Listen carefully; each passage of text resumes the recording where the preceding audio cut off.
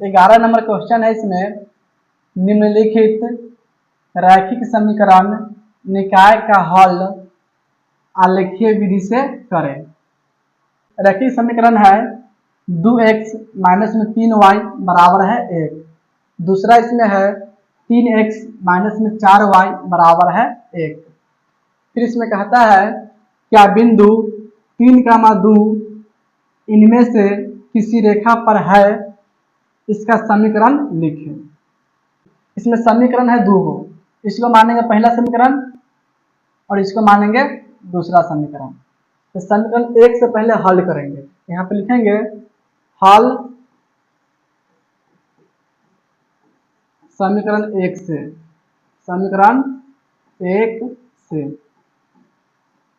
देखिए समीकरण 1 इसमें है 2x माइनस में 3y बराबर में है 1। इसमें निकालेंगे x का मान, यहाँ पे लिखेंगे और 2x बराबर 1 प्लस में होगा 3y, इसलिए x बराबर 1 प्लस में 3y बटा में होगा 2। इसमें आएंगे x का मान y के रूप में। अब इस समीकरण से हम x और y के दो मान ज्ञात करेंगे। यहाँ पे लिखेंगे x और y।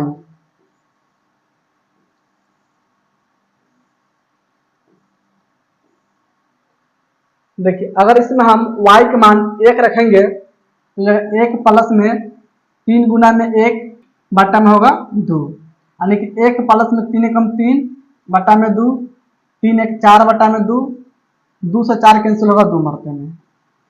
यानी कि इसका मतलब हुआ अगर इसमें हम y के मान 1 रखेंगे, y के मान 1 रखेंगे तो x के मान होगा 2।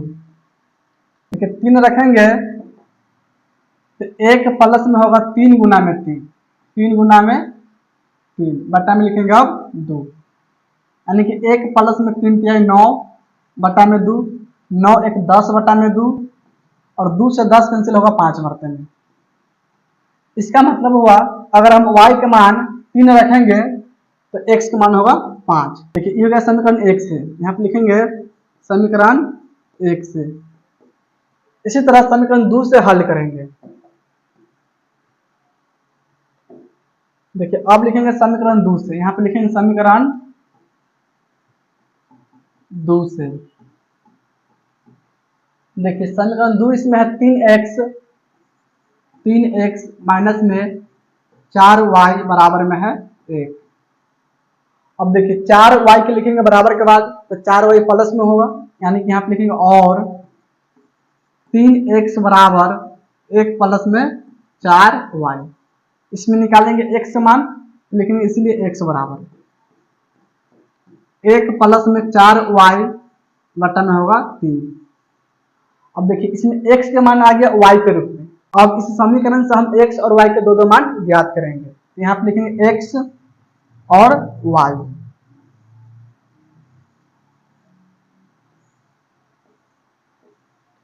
देखिए अगर इसमें हम y के मान 2 रखेंगे तो जगह 1 प्लस में 4 गुना में 2 और बटा में होगा 3, 4 दूनी 8 1 9, यानी कि 9 बटा में 3 होगा, 3 से 9 कैंसिल होगा 3 मरते में।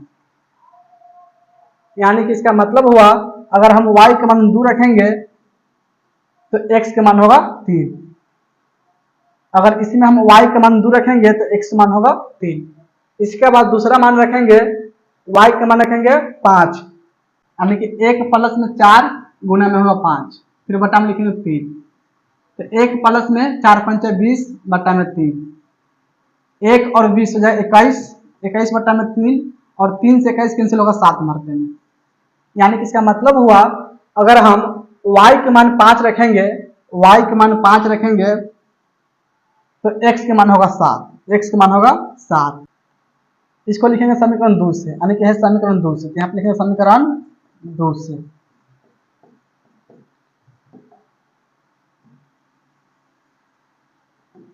अब देखिए समीकरण 1 और समीकरण 2 इस दोनों से हम ग्राफ काटेंगे। समीकरण 1 से x के मान 2 है तो y का मान है 1, x के मान 2 है तो y का मान 1, यानी कि 2, 1, x के मान 2 और y का मान 1। ये जो बिंदु है x का मान 2 है और y का मान 1, तो इसको लिखेंगे 2,1। देखिए दूसरा इसमें बिंदु है 5,3, x का मान 5 है और y का मान 3, 5,3, 5 यहाँ पर है और यहाँ पर है 3। ये जो बिंदु होगा x का मान 5 है और y का मान 3, इसको लिखेंगे 5,3, 5,3। अब देखिए अब इस दोनों बिंदु से मिलते हुए एक रेखा काटेंगे।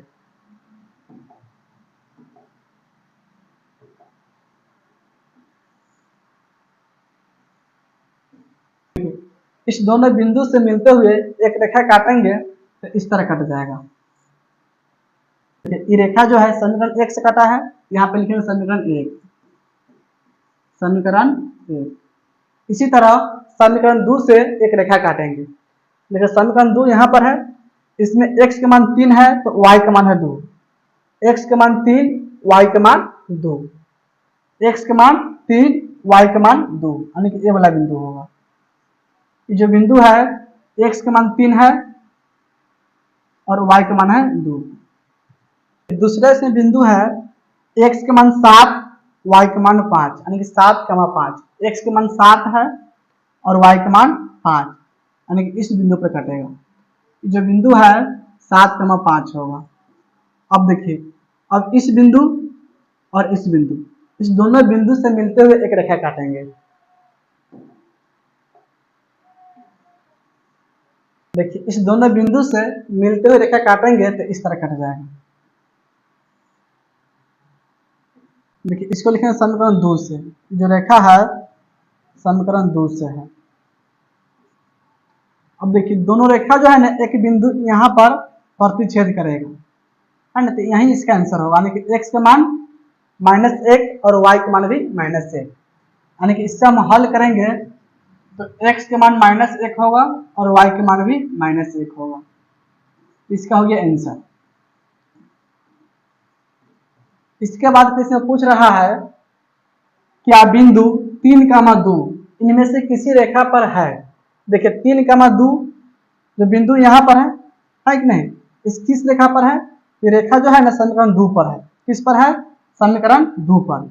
यहाँ पे लिखेंगे 3,2 बिंदु 3x - 4y + 1 = 0 पर है, यानी कि इस समीकरण पर है। दूसरा जो समीकरण है ठीक ना, इस रेखा पर बिंदु है 3,2, तो एक आंसर इसका ये वाला हो जाएगा। तो 11 नंबर समझ में आ गया।